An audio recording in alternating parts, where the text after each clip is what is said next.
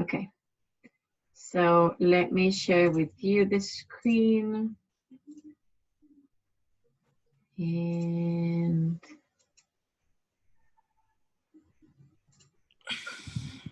there. I'm gonna give you, I'm gonna make you a host so you can actually, I think, control my computer. No?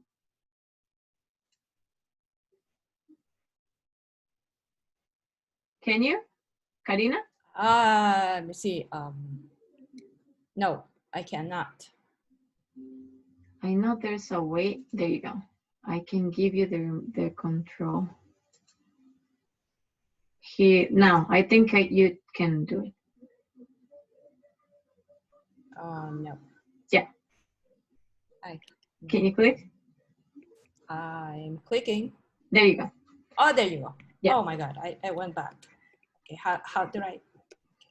There. Okay, there you go. Yay! Oh, hey, here we are. Okay, so it means that I'm going to start. So does everybody listen to me? Can you guys hear me? Okay. Yes. Okay, so we decided to do this like in three different topics. I'm going to be in charge of the biology and talking about the disease and just general aspects about it, okay? Most of them you already know, but it's better to review them. Okay, there we go.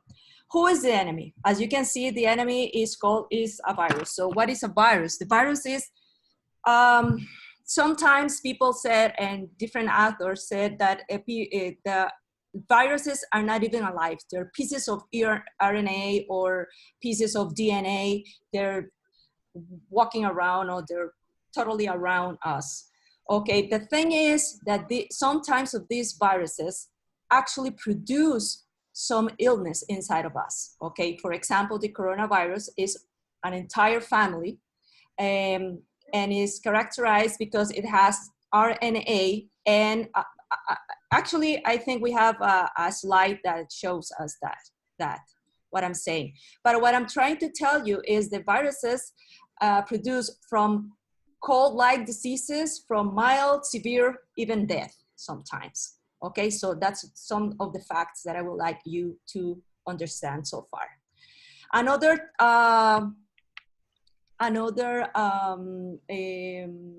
word that we'd like to, that we need to understand here is what zoonotic means, because maybe you in the news have heard this kind of word. So zoonotic only means that is transmitted from animal to another animal, or to human in this case. But remember that we are animals too. So that's why it is like a trick that the viruses do to be able to jump or to leap from one species to another one.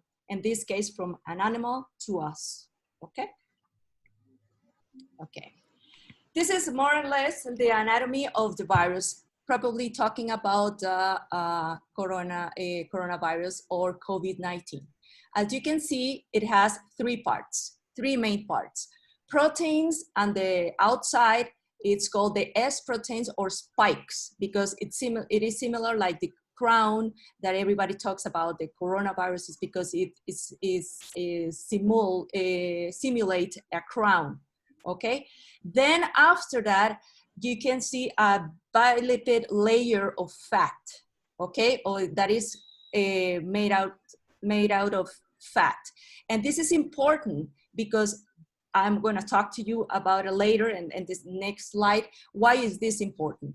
And then surrounding that, we are going to find the RNA, which is the part of the viruses that produces the disease inside of us.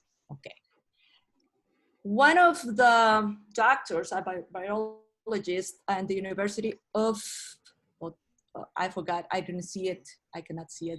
Hold on. Ah, here it is. Otago says that a 20-second hand wash with soap and water is not just washing any virus off your hands. It actually destroys the virus. Why is this?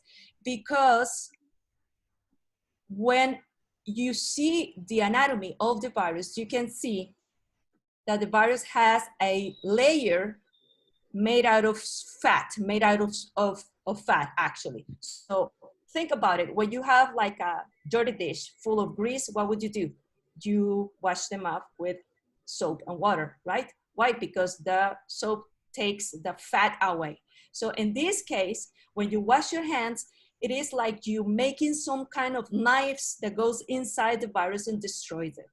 That's why it's so important to wash your hands. So how many minutes, how many time, or how many seconds? 20 seconds or so.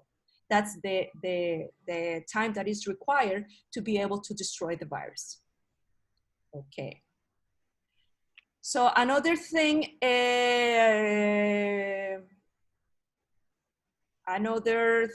that you can see here is how do we get infected? Okay. Of course, oh, hold on. I think I'm touching everything at once.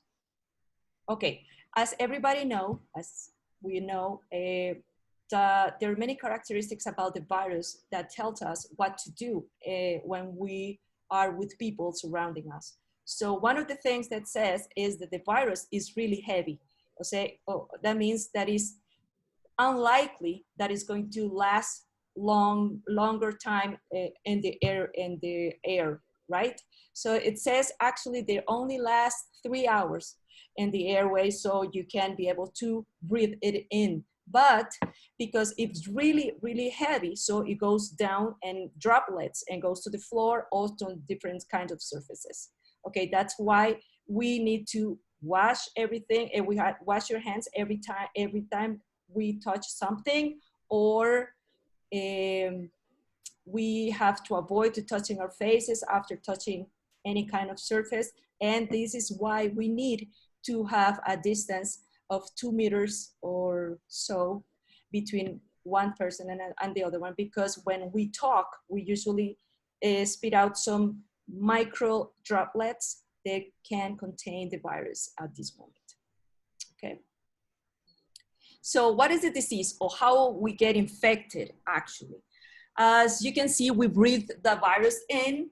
Well, there's many, they said also that we can also contract the virus by gastrointestinal way, but the most common is this one. So we're going to explain this one, that is probably the most common one, okay? So we breathe in the virus, and the virus goes down the trachea and the bronchi, and then goes to the cells of the lungs, what is called the alveoli, which is these little balloons that you can see at the right or at the middle of the screen. And what they do is they get attached to this kind of cells. Do you remember the protein that I talked about like 2 slides ago? This one, the spike protein, the spike, or the S proteins, or the spikes. Actually, this is where they work, okay? The spikes get attached to the receptors of the cells, and the virus injects the RNA inside the cell. Inside the cell, they reproduce and start to producing an inflammation type of reaction and destroys the cell, and then it produces it spreads the virus all over the body. Okay, that is why when one of the things that our body reacts is producing the inflammatory reaction, which is trying to get rid of the bug that is bothering us in this moment. We're talking about the virus in per se. So this is why we have shortness of breath, because as you can see, the alveoli, this kind of balloons, is where the gas exchange takes place. That means there is where we exchange carbon dioxide from our body outside our body, and we inhale the oxygen and take it inside each one of our cells. This is the place that is really important, and this is exactly the place that gets destroyed with COVID-19. As I said at the beginning, COVID-19 could be a disease that goes from mild, severe, and even death. That is according to many things. For example, if you have comorbidity facts or preview conditions, medical conditions such as high blood pressure or diabetes or heart disease, and if you have asthma, so that makes you more vulnerable to acquire this kind of virus or to this virus to produce a severe disease in your body. Okay, so more or less, oh, here it is. Yeah, I thought it was the last one. Thank you, Nadia. Okay, what we, yes. So as you can see, I just mentioned the 3 types of clinic manifestation that we have when we get the disease. Is common symptoms such as fever, dry cough, or flu-like symptoms. That means that it can be confused for us doctors or for you as or for anybody, could be confused with a cold, a regular cold that is seasonal, you know, like for this season we can have at any time.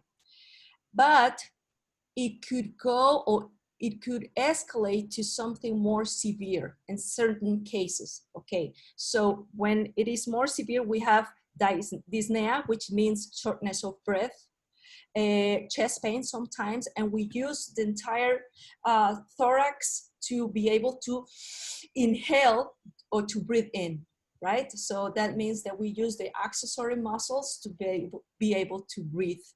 And of course, if this takes us to any other complications that could lead us to the death of the person who is at this moment having this kind of problems.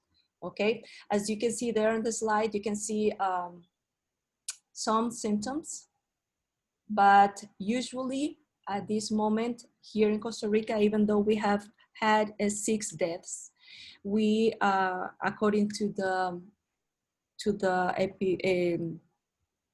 statistics, we develop common symptoms and sometimes severe symptoms. That's so far here in Costa Rica. So I don't know if you have any questions. I don't know, how are we going to handle this? Questions at the end or right now, or what do you think it is the best? I think it would be good to do it now because the next are probably going to be about something else, so we can do it now. Okay. Does anyone have? Hi, it's Mickey. I don't have any special question, but this is a very good, clear presentation I ever had. Thank you so much. I like the slide. It's very comprehensive. Only thing I'm calling from New York, which is not really comparable in terms of situation. Of course. It's every day, it's almost like 500, 600, 700 people are dying. So I just want to know, maybe just roughly, I think somebody will discuss the situation in Costa Rica at this moment.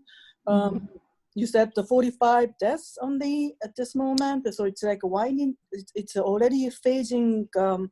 No, we have 6 deaths. 6 only, okay. 6. So not really comparable, because even like 700, I think it's today it's almost 500 deaths, but now already New York is starting to reopening social activities. I don't know it's what Costa Rica government is thinking, particularly also UPEACE is thinking to reopening the school and also activities, because I'm a doctoral student in distance education I'm doing, and I'm hopefully to come to UPEACE for examination soon, maybe June or July, but I just want to know the situation at this moment and also perspective. Sorry, it's not really related to your direct presentation, but it was very useful, I just want to say. But I just want to know what's happening in Costa Rica, and then maybe reopening all the activities soon or not.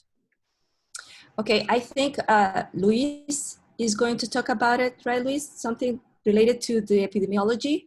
So maybe he could clarify your doubt, or at the end we can add up some things, but I believe he will have something related to that, right, Luis? Luis? I can hear you. You have to mute. We are muting it. Yes. Yeah, but it's fine. It's maybe I have to listen to the other presentation, but it's Yes. very. Thank you so much. We are shocking to see so many people dying every day. And Yes. Here in Costa Rica, we're having lots of measures to prevent that for happening. So yeah, but let's finish the presentation, and maybe we can, with the presentation ahead, we can clarify lots of your questions. Yeah, thank you so much. We are being like social distancing, and we are really almost confined in our own apartment for almost a month. We can't really go out easily, and we have to keep a 2 meter, as you said. We have to keep a 2 meter distance. Yes. But still, it's a really difficult thing to do that. It is difficult. Very great presentation. Thank you so much. You're very welcome. I have a question. Yes, tell me. So I have high blood pressure, but I take medication for it. Okay. Am I still considered a risk patient? A risk? Is yes. it still considered a risk factor, even if I always taking your medication? Yeah. Nadia, would you be kind to put like this slide where the alveoli are? Exactly that one. Okay, Anna. You see the spikes there attaching to the cells? Okay, these receptors here is called the ECA2, which is a kind of a lock where the key of these spikes gets in touch and locks themselves into the cells or with the cells. When we have blood pressure or high blood pressure, it depends on the medication that we take, but usually the medication that we take is to be able to produce or like to help the bloodstream to go in a natural flow. Do you know what I mean?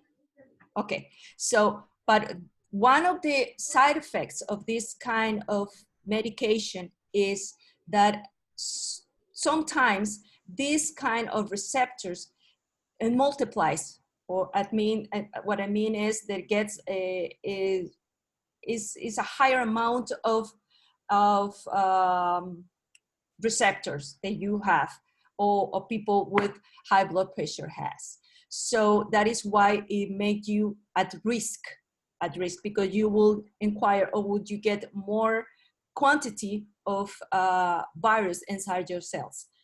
But as I said, this is very new, and this is brand new for everybody and for the entire world. So this is some of the studies that they have done, and these are some of the answers to this kind of question. But when we have a patient that it requires high blood pressure treatment, and we have the risk to have them or to make them feel worse because of the COVID-19, we prefer them to have the high blood pressure treatment, because if they don't have that, then they're going to discompensate. You know what I mean? It's going to be, we're going to have to face 2 pathologies instead of 1. And because this is new and we don't have the answer just yet, and it's just an hypothesis, we prefer to continue giving you the high blood pressure treatment. I don't know if I clarified your doubt. Thanks. I have a question. Yes. So how do the symptoms look in me? Can you put the, no, I think I can, right? How do like the symptoms look like? So if I have a fever and I have a cough, should I go to the doctor? Not necessarily, and thanks for the question, Nas. Okay, fever is considered when you have above 37.5 Celsius, right? That would be, I believe there's over 100 Fahrenheit. Is it correct?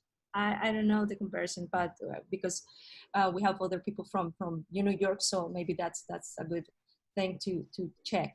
But okay, fever is considered over 37.5 Celsius. Dry cough, why we need to look for dry cough? Because the reactions that we had, the physiological reaction that we have to prevent, or when we get the virus inside of us, it occurs in the alveoli. And the alveoli do not produce mucus, do not produce this kind of secretion. So that is why we don't have a cough with sputum, with phlegms, with productive, okay? And flu-like, yes, it is very confusing at this moment, because one of the symptoms that the COVID-19 have is, or we can find in COVID-19 infection, is pain in the entire body. So that is similar to like when you have a cold. Sometimes you feel like lightheaded. So that is also, you can find that when you have a cold, a regular cold. A sore throat, we can have that too.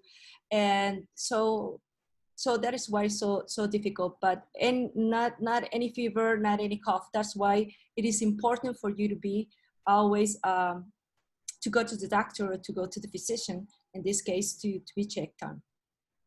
Okay.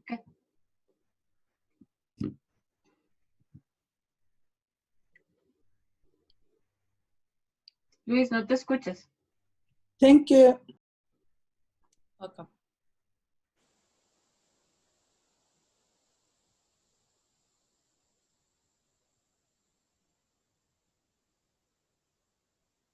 Okay, so I think it is the next. Okay, there you go, Luis. I'm going to put mute here.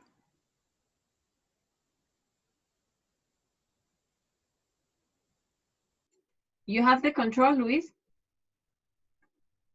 No? I can't unmute you. I think I'm mute. Okay, can you guys hear me Yes. now? All right, so I think there's a question on the board, can you read it for me, please? no. Oh, here, yeah. No, Anna was saying that is 99 Fahrenheit to 99.5. Thank you, Anna.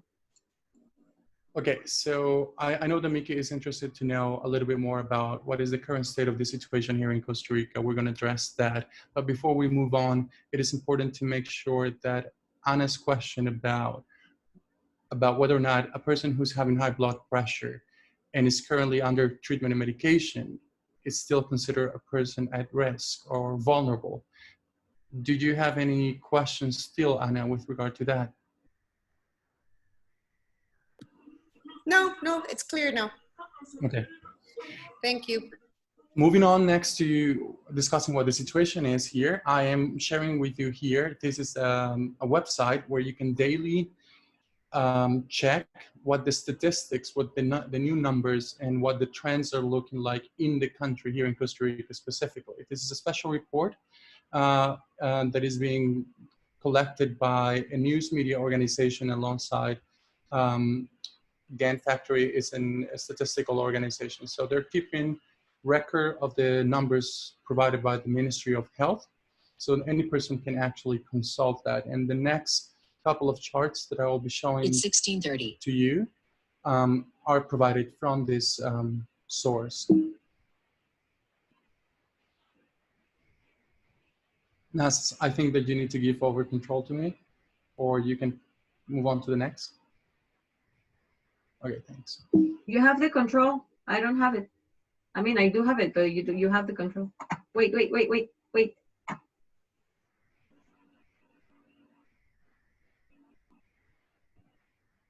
Okay, perfect.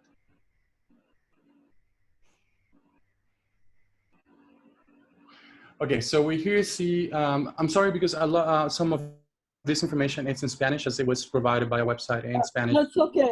I can understand. I can read, but it's my Spanish is limited, so it's easier for me to really listen to English. But Perfect. I can understand that. Thank you so much. Okay, so as of today, this is the 20th of April, and this cut was made at 1 p.m. So it's roughly 3 hours ago. hours and a half. And you can see here is 662 is the number of confirmed cases of coronavirus in the country. We have, as of this afternoon, a total of 6 people who have died. We have a number of 120 people who have recovered. We also have a number of 7,236 people who had been practiced a test and has tested negative at the time in which it was practiced. And the country has a total of, if I don't get this wrong, I think it's 82 counties in the number total in the country. And as of today, the COVID-19 is present in 59 of those 82 counties. In here, we're going to see this is the histogram, meaning that this is the cumulative representation of all cases that are being added since the beginning of the emergency, which for Costa Rica was the 6th of March, was the first day in which we identified the first positive case here in the country.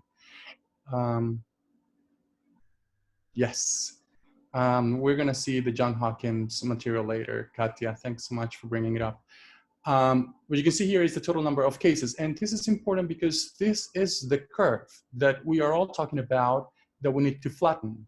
This is the curve that is going to show us what the trend, what the increase, when is it that we are reaching the peak or plateau of the curve of new cases of infection.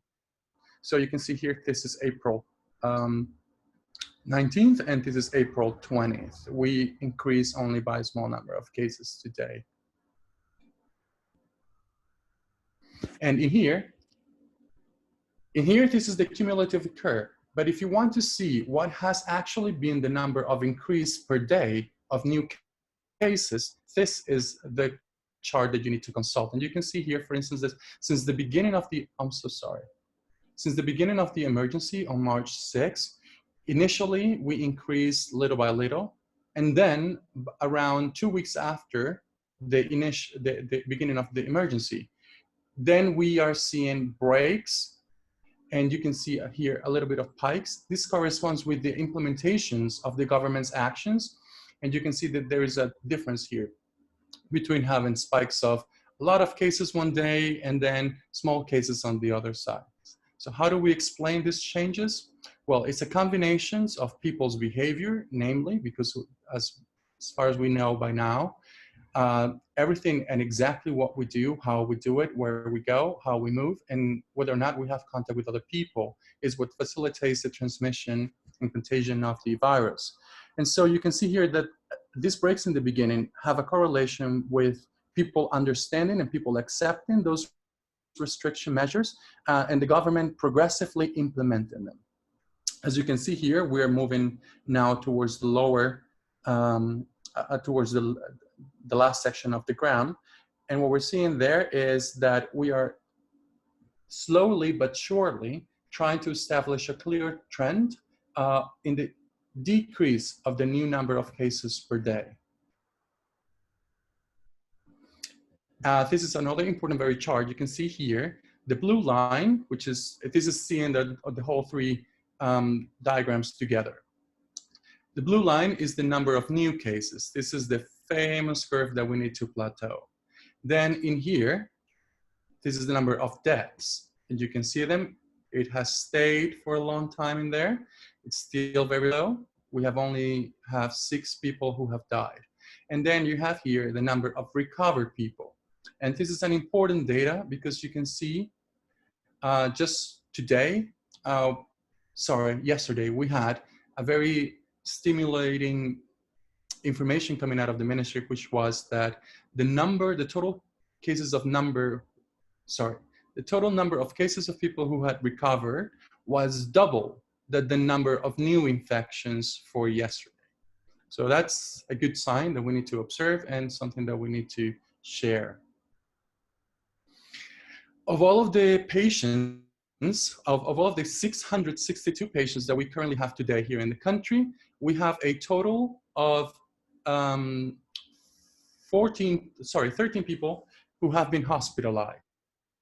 Of all of those who are hospitalized, 5 people remains in a general or secondary care ward, meaning that they are receiving some form of therapeutic supplemental oxygen or some treatment for a case of pneumonia.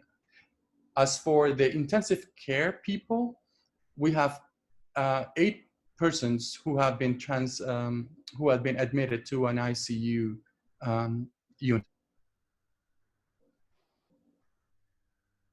Now, when we see then the distribution of cases per sex, we can see that the majority, not significant though, of the 662 cases as of today, we have 345 cases which are males and 317 cases of females.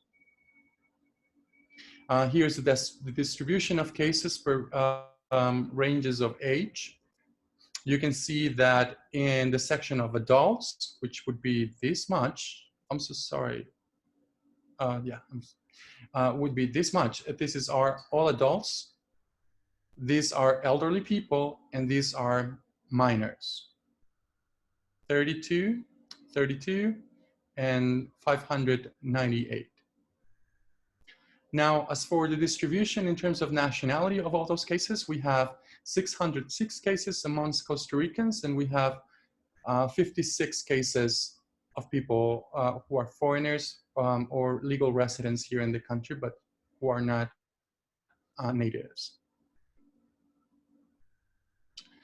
And this is another very important chart. This is the chart that demonstrates what is the concentration of cases per county in the country. So if anybody was interested to know what the hotspots are, these are the ones. The darker areas would represent the counties which have reported as of today more than 20 cases. The blue colored, the blue sections in the map, the blue counties, would be those who are reporting between 10 and 20 cases. Those who are light blue are those counties who are reporting between 1 and 9 cases. And those who remain gray are the counties in the country who has of yet not reported any cases of COVID-19.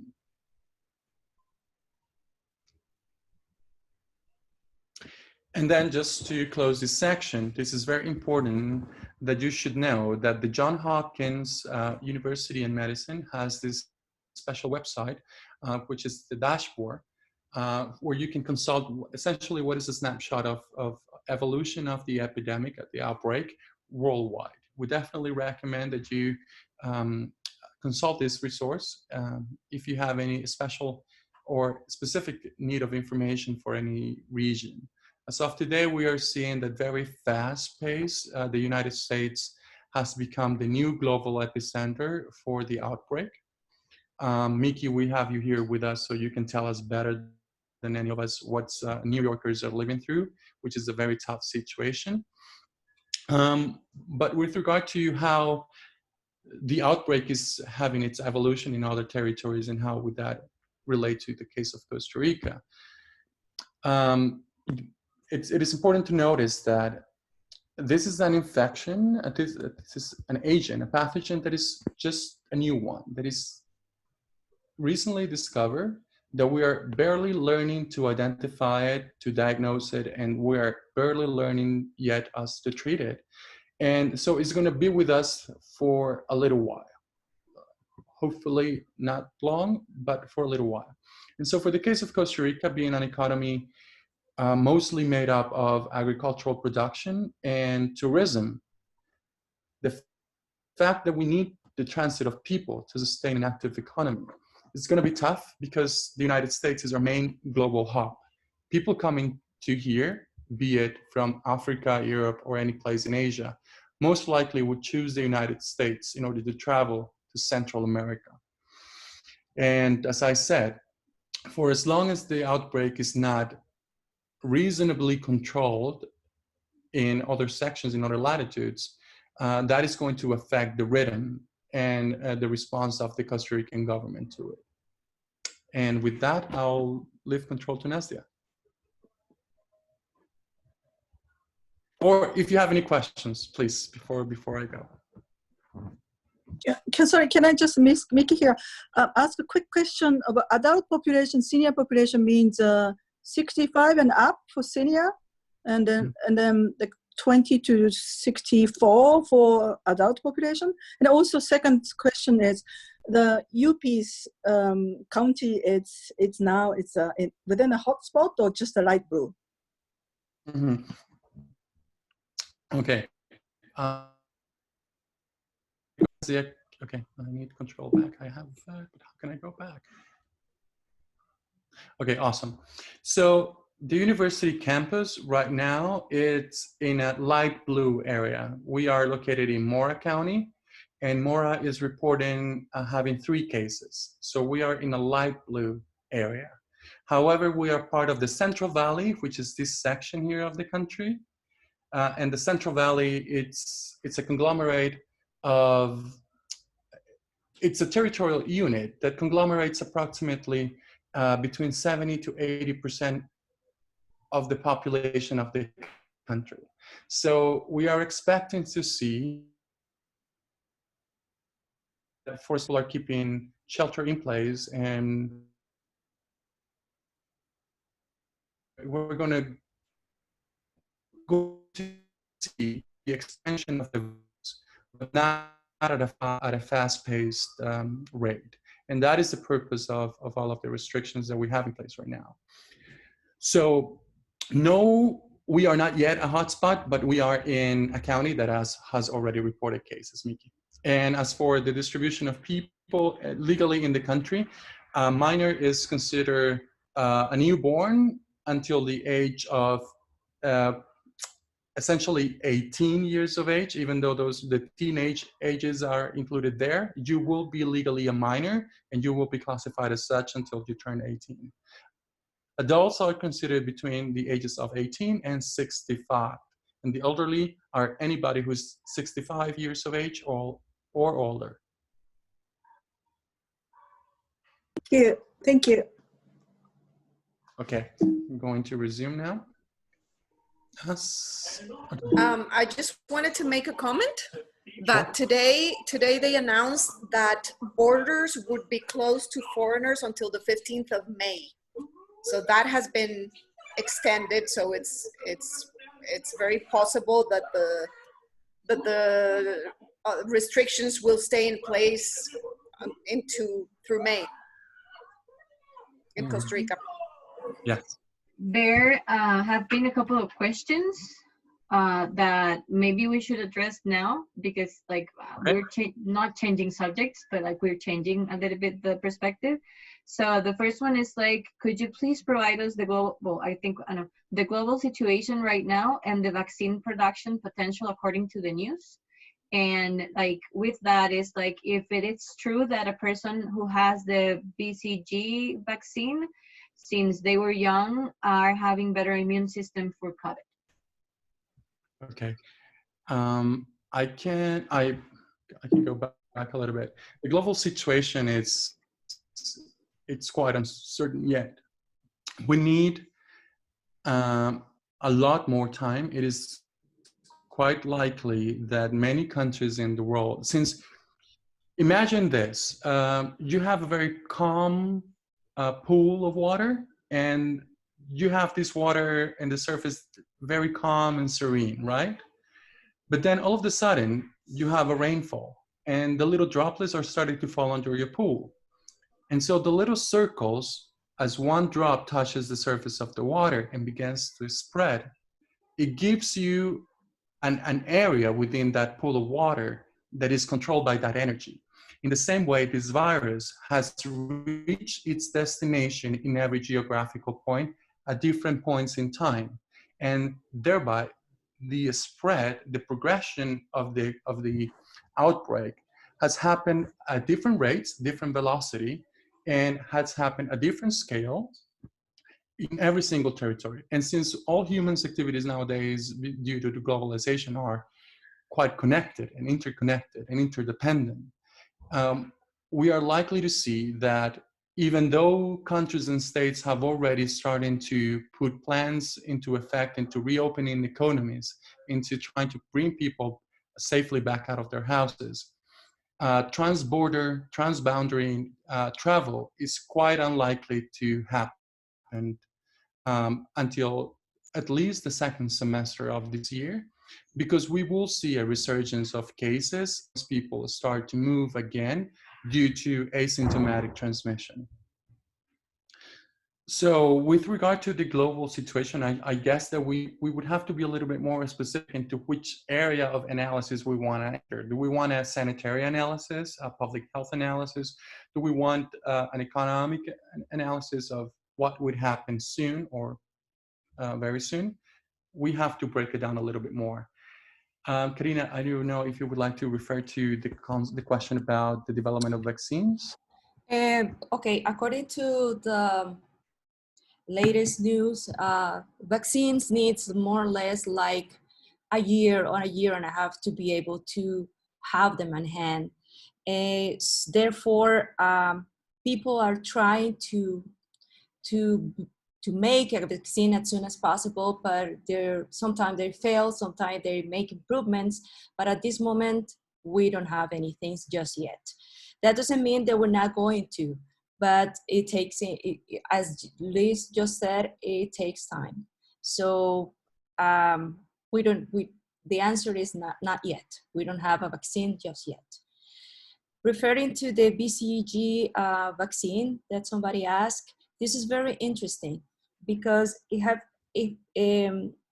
some studies said that countries with history of vaccine, of taking this vaccine from years ago, or from long data of being vaccinating people as a rule, as a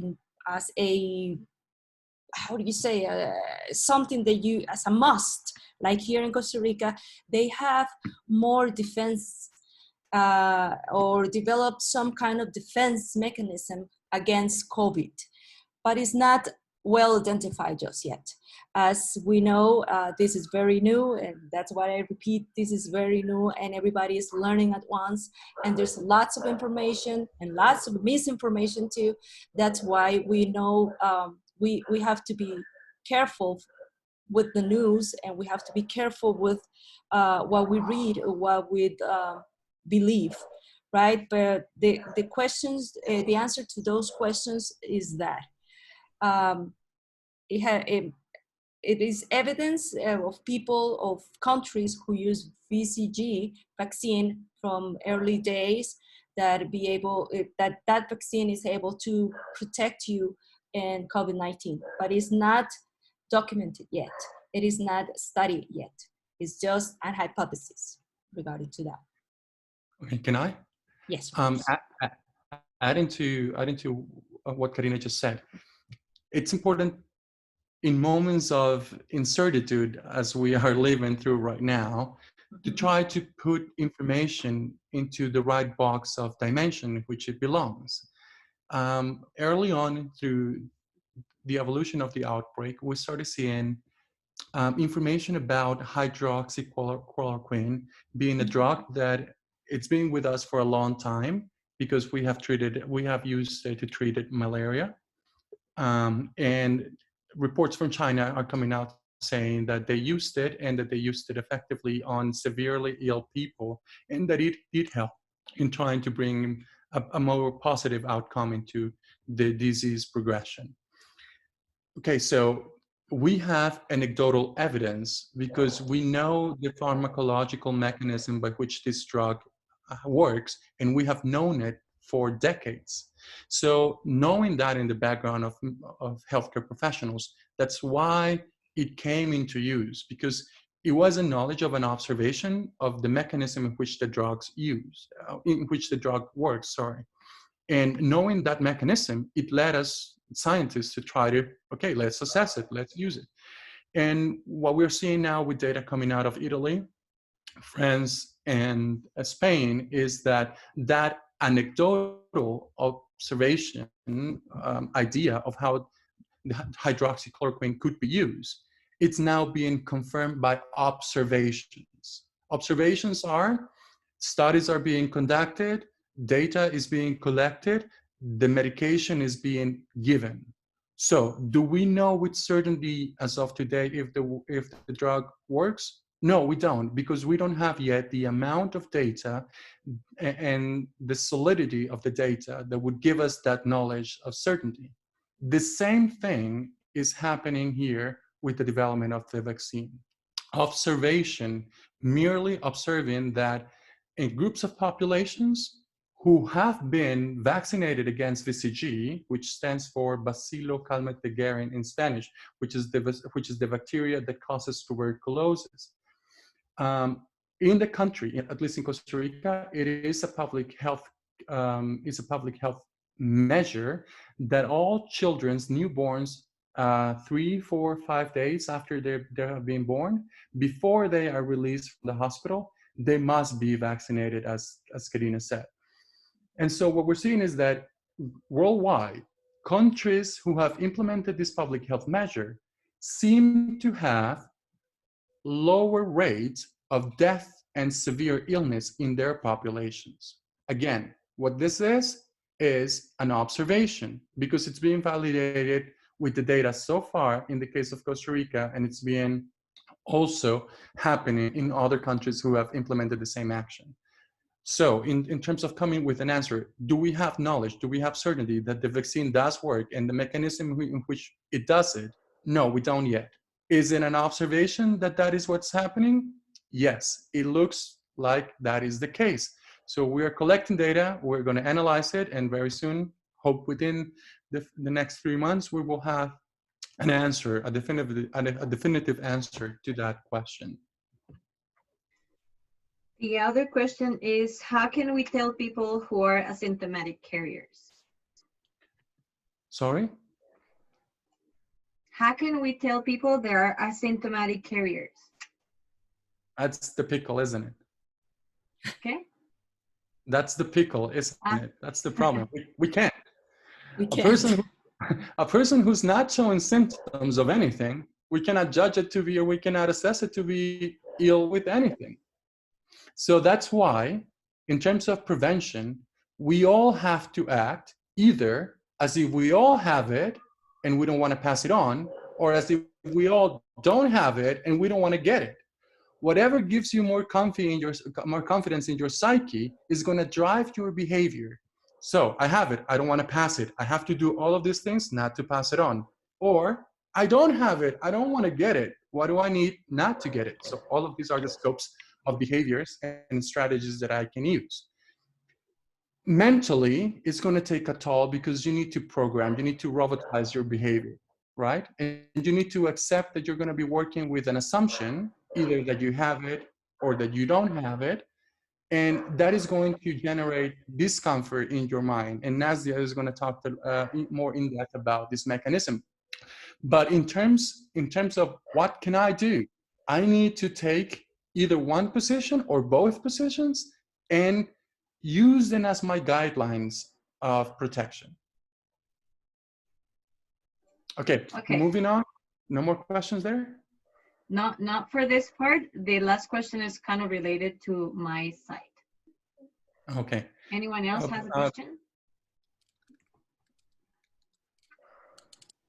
Okay. If not, 2 more slides and I'm done.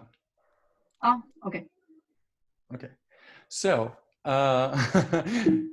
let's now discuss, say that we have the eventuality of any of our students or any of our staff members becoming ill with COVID-19. I apologize in advance because this diagram we have worked, but we don't have yet a translation for it. It's in Spanish, but I'm going to walk you through it.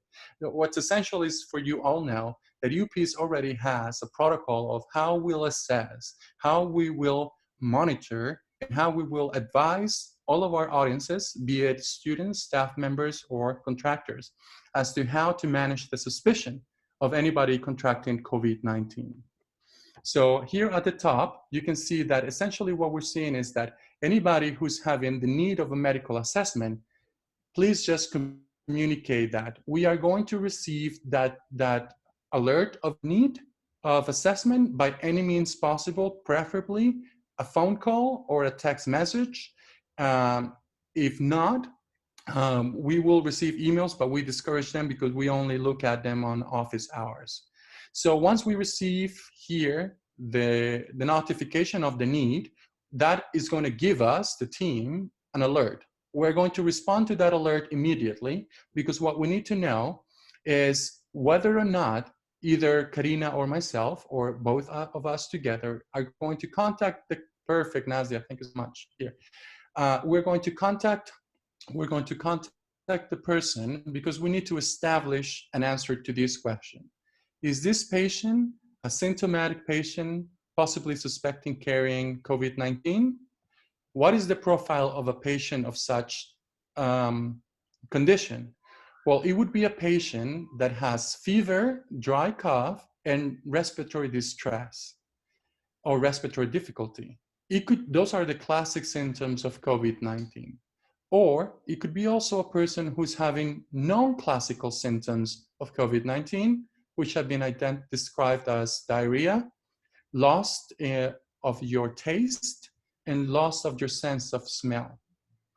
It must also be a person who has a history of travel outside of Costa Rica, or who has been in contact with any traveler who has been outside Costa Rica in the past 14 days to the apparition of the symptoms.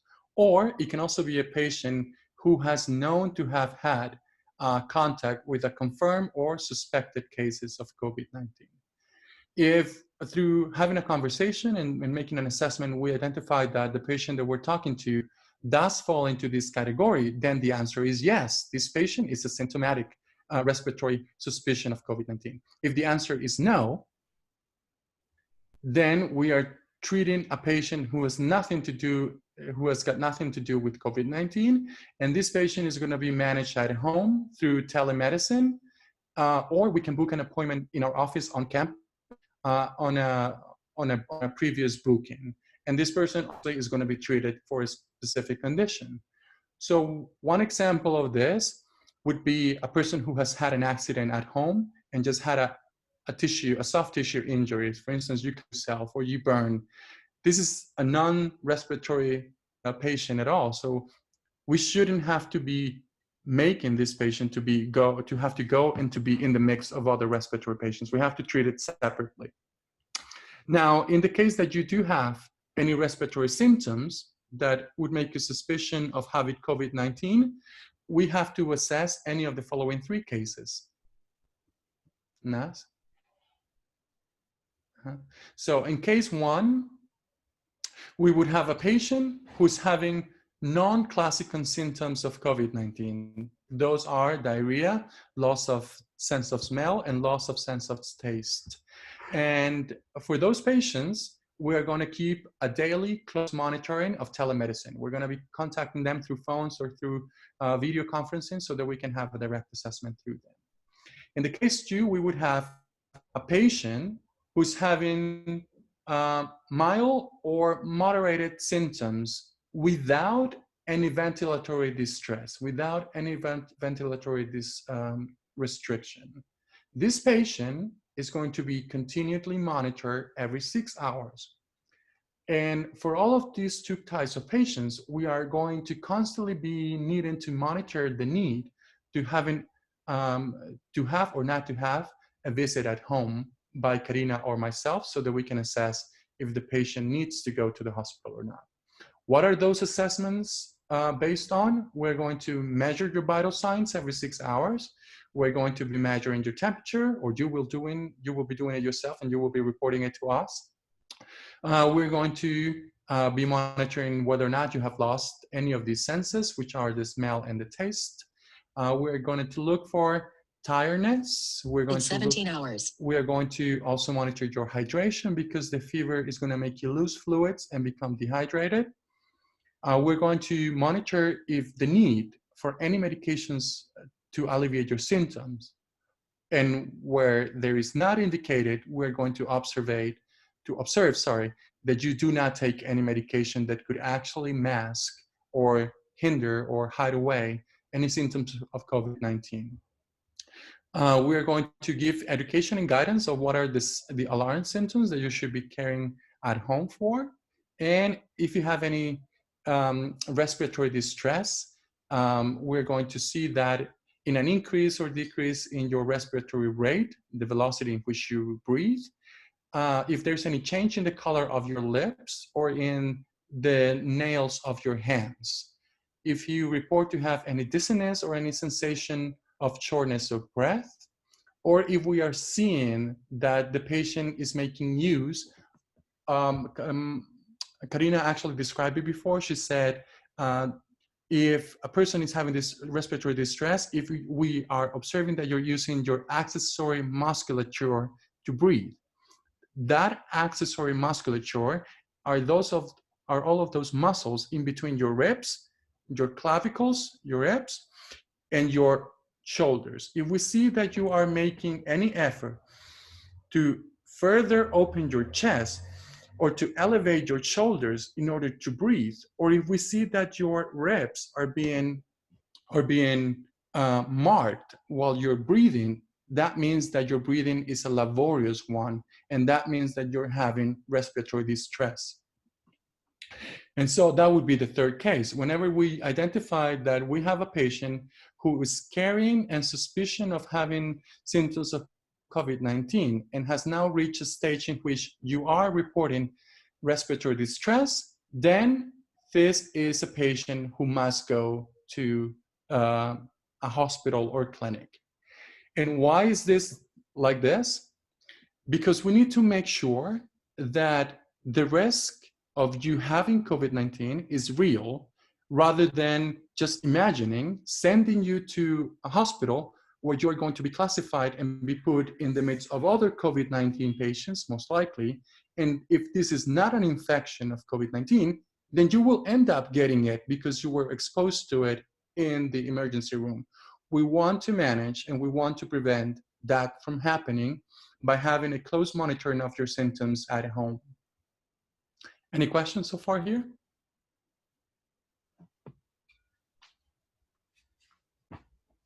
No questions? Okay, finally, just one more slide and I'm gone. Okay, so this is just a mental image. What's important here right at the top is that we want to let you know stuff that you can do, because the risk of contracting the infection is now anywhere and everywhere. So people are having these feelings of fear and anxiety because now it's not safe to go out, but it's not really healthy to stay in, right? So if we have to go out, what can we do? How can we do it so that we can feel that we are in control, at least of our protection, in the sense that we are going to decrease the exposure, which is what it's going to give us the likelihood of contracting COVID-19. So stuff that you can do here at home. Measures to implement at home. Let's go back to the corner, all the way to the corner. Nas, to the other corner. Yeah, perfect. It all starts here. Shelter in place. Quédate en casa. Okay, to the other side. I know, this is funny, right? Okay, so stay at home. Shelter in place is essentially the action of staying at home. Nas, I need to see a little bit more of that. Perfect. Okay, so staying at home for as long as possible is recommendation number one. We would like you to organize your household so just one person would go out to run errands, and so that we can minimize exposure. Only essential travel should be allowed at this time for reasons of work, groceries, or to get medicines or to get healthcare services. The first line of defense that we're going to have at home is our personal hygiene. So we are going to ask you to perform it once daily or every time after you are going back inside the house after being in any public space. What is it that we want you to do? To have a full body and face wash. Okay?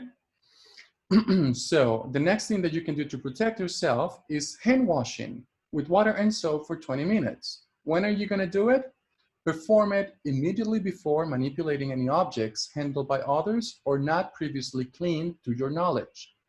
Perform it always before touching your face. Perform it whenever your hands are visibly dirty or most importantly, perform it every time that you have forgotten when was the last time that you did it. When was the time when you washed hand last? So if you can't recall, then just go and wash your hands with water and soap for 20 seconds, a minimum of 20 seconds.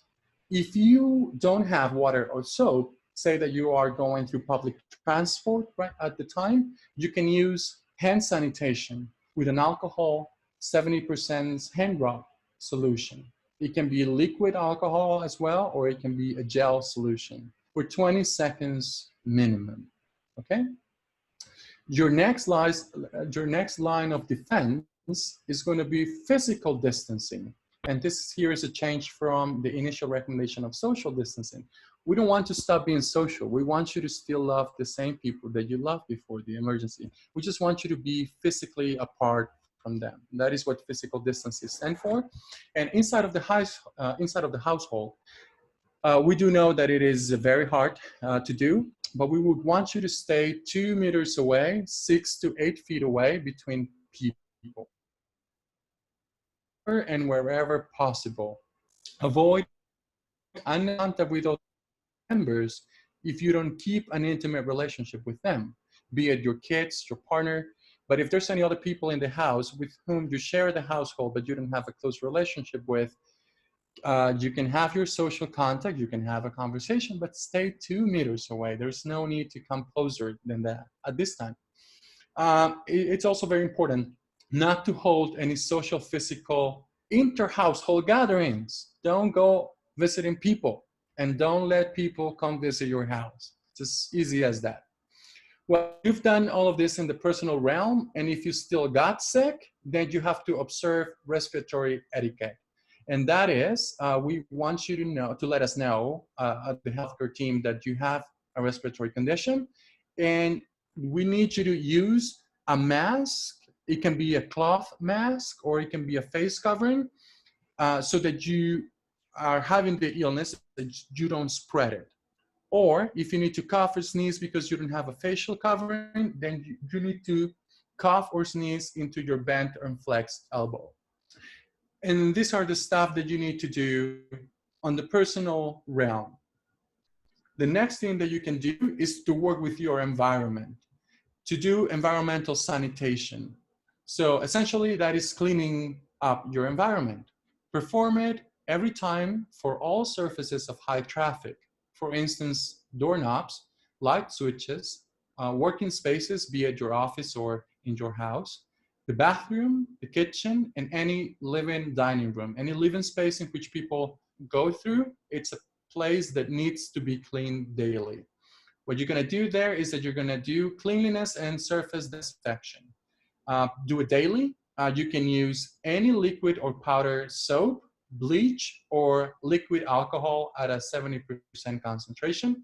And being that soap destroys fats, lipids, as Karina said, it's just not washing it away. It's actually destroying it.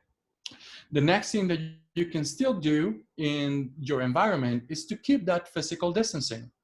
2 meters, anytime, anywhere possible, even on the sidewalk. If you see somebody coming, you just make sure that you keep those 2 meters distance by holding your march, or by asking people, or by giving signals. One thing that I do when I go running is, like, I see people running straight at me and I start going like this. Just get away, get the hell away.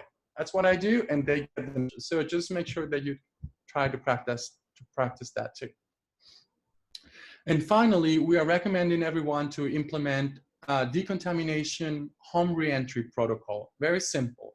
As soon as you get home from public spaces, remove your shoes at the door, because the shoe soles are contact surfaces, and when people cough, everything falls into the floor, and so your shoes are acting as traps in which the virus get attached to, and it gets redistributed. Okay, so take off your shoes as soon as you get home. Do not enter your house with your shoes that you're using from public spaces. Next thing is go wash your hands. If you are carrying any items, just unload them and disinfect them. And then we are recommending that you just take off. You have take all of your clothes, have a shower, and then have a change of clothing. Because you know in the previous section that you did clean your house. What we don't want you to do is to recontaminate your house after coming back from running an errand. And finally, this is stuff that you can do at home to manage your shield. And the last thing that you need to do is to limit exposure whenever you are out in the public. And this needs a little bit more developing here. We are hoping to put out these materials by later this week, but we want you, it's the same strategies, the same protection measures that you can take in the personal realm and in your house, in the environmental sanitations, are the ones that you're going to be using in public spaces to limit your exposure. So we are asking you here a little bit of patience because we're going to put these materials later once we have developed it further, but we just want you to be mindful that at this time, you have to limit exposure while you're on the street, while you're using public transportation, whenever you're going to markets, be it supermarket or farmer's market. And if you definitely need to go to a hospital or clinic, then you have to limit the exposure there as well by using the same strategies in different contexts. Thank you so much.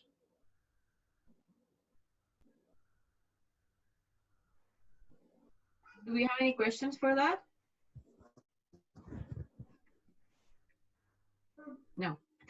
Okay, it's late now, so I'm gonna ask you if you guys want to stay for the rest of the presentation, which is the part where we're gonna talk about why do people react differently to COVID-19, because of one question that another student asked us about how to handle anxiety or pressure when people have different levels of sensitivity towards social distancing or necessary measures and things like this.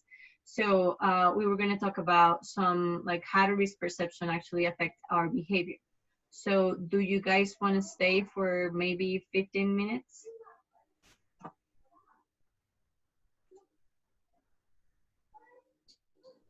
Yeah, I think we can do it separately. Yeah. Yeah. Okay. So I'll send you guys the new date for this one. And I'm really glad, and I think I share with Luis and Karina that you guys came to hear us out. It was like a really personalized presentation to two people.